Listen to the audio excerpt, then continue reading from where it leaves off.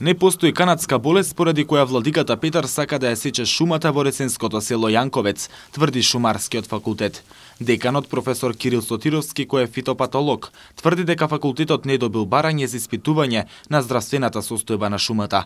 Преспанско-пелагониската епархија планира да продава дрвја од шумата во ресенското село Јанковец за да обезбеди пари за изградба на нова црква. Жителите на селото се против сечата, бидејќи сметаат дека дрвјата им се заштита од поплави. Шумата е во собственост на МПЦ, а првото нивно барање било соголување на истата, но откако тој план не поминал кај надлежните институции, професори од факултетот за шумарство изготвиле нов план со кој е предвидено да се исече дел од шумата. Но жителите не го прифаќаат ниту ова решение. Не е добро шумата да се сече од дивократците и дека нивна должност беше, ако навистина се загрижени за шумата, да не дозволат 30% да биде скоро исечена шумата, но жалиме што од нивна страна баш ни малку нема разбирање за тоа дека манастирот, односно црквата манастирска, е во лоша состојба и таа веќе се урива. Треба само да се оцени дали ќе треба да ја докусурат дивократците со сечење и носење на шумата, или пак ќе треба плански или проречување на шумата, или она што се констатира дека не може да обстои да се исече така натаму, но не нешто што ќе биде катастрофално за шумата, туку со цел шумата да се обнови, а не со цел шумата да пропадне целосно, па да немаме ни шума ни црква.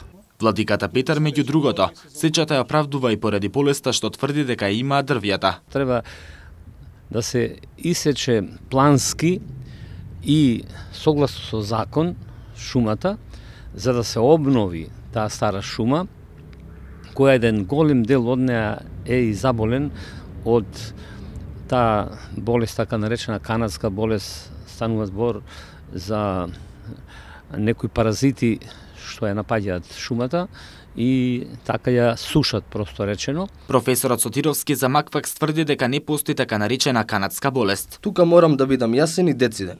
Ниту во шумарската, ниту пак во поспецифичната фитопатолошка пракса не постои така наречена канадска болест.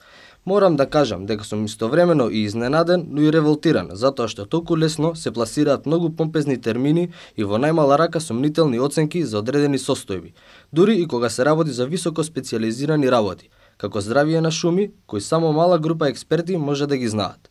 Спомнувањето на канадска болест и нарушена здравствена состојба на шума, за да се оправдаат интервенции во шумата, кога не би имало многу посериозни импликации, би било гротескно смешно, но во овој случај е прилично сериозно.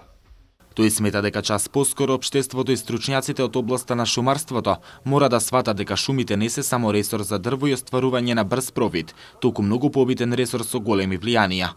Манастирскиот комплекс се состои од два објекта. Едниот е ново изграден, а другиот според планот на МПЦ треба да се урне и повторно да се изгради поради неговата дотрајаност. Кирадиновски, кој е жител на Јанковец, тврди дека планот на МПЦ е чисто профитерски, а пак жителите тврдат дека може да ги соберат парите за реизградба на црквата без да се продава шумата. Во самиот манастир немаме доволно верници кои го посетуваат секојдневно. Која е потребата од тоа да градиме, да го рушиме стариот манастирски храм, да градиме нов. Ние сечиме шума од 1.000.000 евра, значи зошто не сечиме 100.000 евра, него сечиме 1.000.000 евра.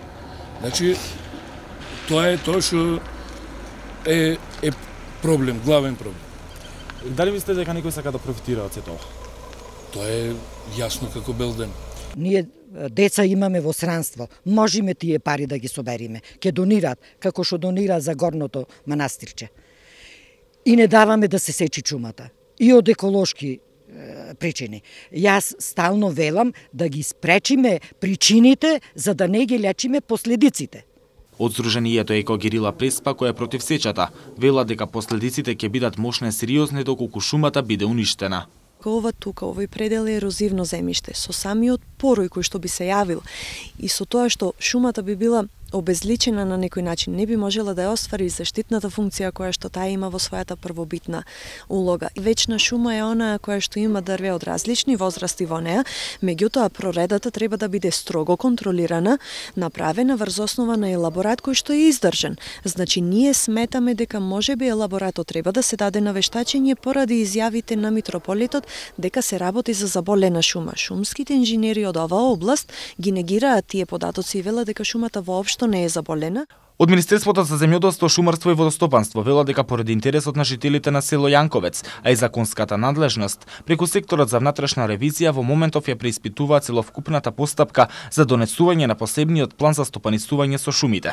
Тие велат дека јавноста навремено ќе биде известена, се со цел донесување на решенија кои нема да бидат на штета ниту на населението, а ниту на собственикот на шумата. Министерството за земјоделство, шумарство и водостопанство не одговори на прашањето од Маквакс за тоа дали сечата е со одобрение и за колкава површина станува збор.